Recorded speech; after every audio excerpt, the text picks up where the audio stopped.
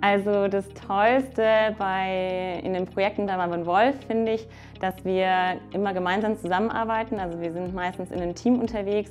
Das heißt, wir haben Entwickler, wir haben Business Analysten, also die auch die Anforderungen einholen, mit denen ich auch ganz eng zusammenarbeite. Und da macht es super viel Spaß, einfach gemeinsam zusammenzuarbeiten, sei es remote oder vor Ort. Und das ist dann das, was wir hier als DevOps bezeichnen. Also wir haben ein multifunktionales Team und jeder übernimmt die Verantwortung für das Produkt, also für das Inkrement, was wir hier produzieren.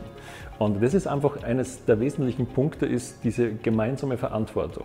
Es muss nicht jeder alles können, aber es muss jeder so weit sein, dass er die Arbeit von jedem anderen wertschätzt.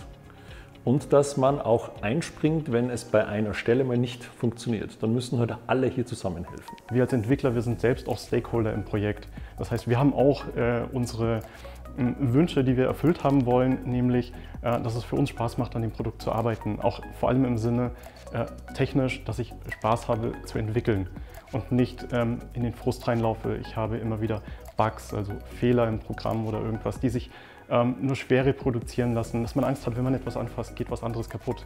Und genau sowas darf natürlich nicht passieren. Und das ist unter anderem die Aufgabe von mir, darauf zu schauen, dass sowas nicht passiert. Also in einem optimalen Projekt arbeiten wir von Anfang an Hand in Hand mit dem Kunden. Das heißt, wir machen keine Alleingänge, sondern wir versuchen, die Leute vom Kunden mitzunehmen. Das heißt, wenn ich von einem gemischten Team spreche, dann ist es auch sehr oft so, dass auch die Mitarbeiterinnen und Mitarbeiter vom Kunden in diesen Teams mitarbeiten.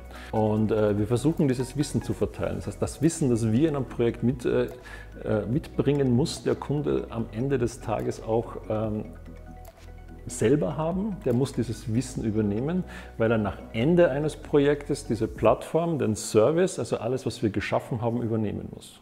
Wir haben zum Beispiel oft in Teams eben nicht nur Entwickler und Architekten, sondern natürlich auch Requirements Engineering. Das heißt, die Requirements Engineers, die beschäftigen sich damit, herauszufinden, was der Kunde eigentlich will und was wir dann im Endeffekt eigentlich bauen sollen. Wir machen dann zum Teil Workshops mit dem Kunden. Wir machen aber auch explizit Nutzerinterviews, gehen auch teilweise, wenn es möglich und wichtig ist, vor Ort zum Beispiel in eine Werkshalle und schauen uns da wirklich das Umfeld und den Kontext der Nutzer an, um dann wirklich auch selber verstehen zu können, was die Wünsche und auch wo die Probleme vielleicht auch liegen, um die dann lösen zu können.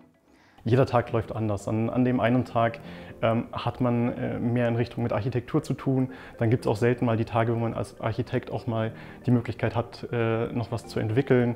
Wenn wir jetzt in Richtung Architektur schauen, dann plane ich für die nächsten Wochen, Monate oder so weiter oder länger voraus.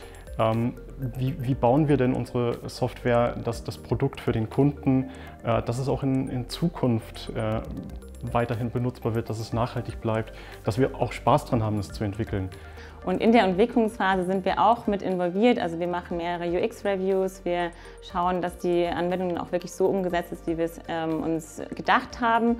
Und wenn dann ein fertiges Teilprodukt besteht von diesem Konzept, das wir umsetzen wollten, dann wird es meistens live gestellt und wir können es dann auch nochmal mit Nutzern testen. Also wir machen nicht nur am Anfang, holen wir den Nutzer ein, machen Nutzerinterviews, sondern wir holen auch am Ende, wenn schon wirklich eine Sache umgesetzt ist oder ein Produkt umgesetzt ist, dann holen wir da auch nochmal Nutzerfeedback ein, um dann diese Dinge wieder verbessern zu können. Also wir versuchen immer, dass wir juniore Kolleginnen und Kollegen zu Kolleginnen und Kollegen stecken, die schon wesentlich mehr Erfahrung haben, einfach, dass man voneinander lernt.